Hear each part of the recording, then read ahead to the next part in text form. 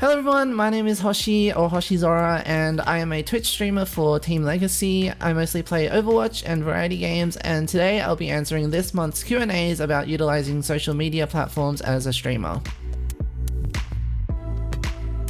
For me personally, my top 3 platforms are definitely 1. Twitch, 2. YouTube, and 3. Twitter.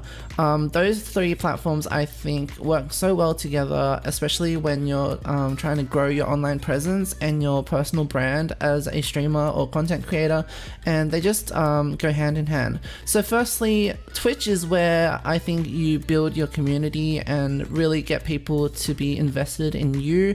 It's where you sort of grow your audience and interact with them on a daily basis or whenever you're streaming. YouTube is where I think you really broadcast yourself to the world and where people can find you. It's where you sort of put curated content in the form of videos and for people to discover you and start being more interested in the content that you create from there. Twitter is, in my opinion, the sort of LinkedIn for content creators. It's where you really network with other people in the space and where you sort of start building relationships with people in the field that can help you to, further grow your career as a content creator. And that's how I sort of first found Legacy and how I started building the relationship with the team.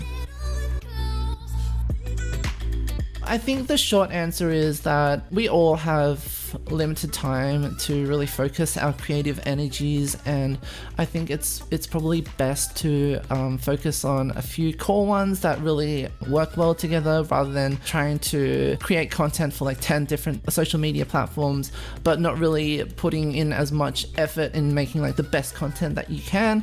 Obviously, if you have more time and you have that sort of creative drive to be able to push content to like as many different platforms as you can, then by all means go for it. So my journey as a Twitch streamer is probably a bit different from most people's in that I first started from YouTube. That's where I initially grew my audience, and from there they went over to find my Twitch, whereas I think most Twitch streamers would probably start from Twitch and then expand to YouTube.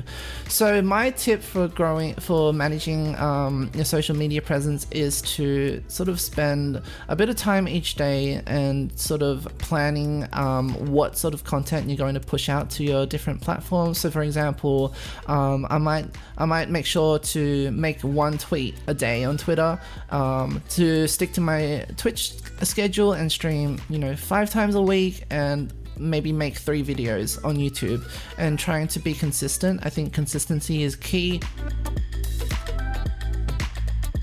So for me, I have a full-time job, and it's hard for me at times to juggle a job alongside streaming, managing Twitter, pushing out videos.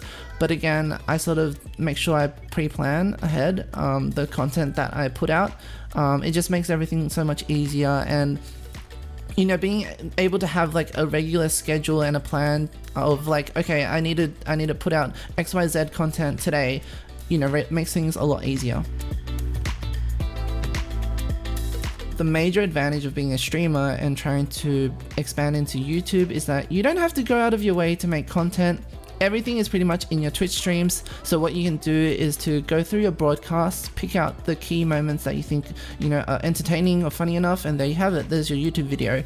One tip I would give though is to try and stick to what's trending if you stream one particular game, rather than making a bunch of variety let's play videos. I think that generally does a lot better and really helps you to be discovered by the YouTube algorithm.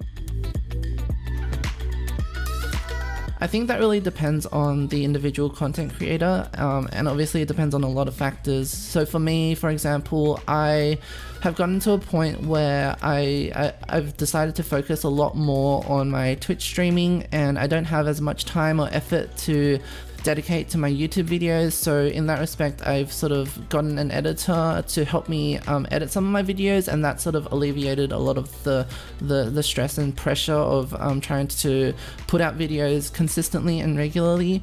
But obviously, if you're first starting out, costs are a big sort of factor as well, and it's probably not as worthwhile to hire an editor, given that the return is probably not as great in the beginning.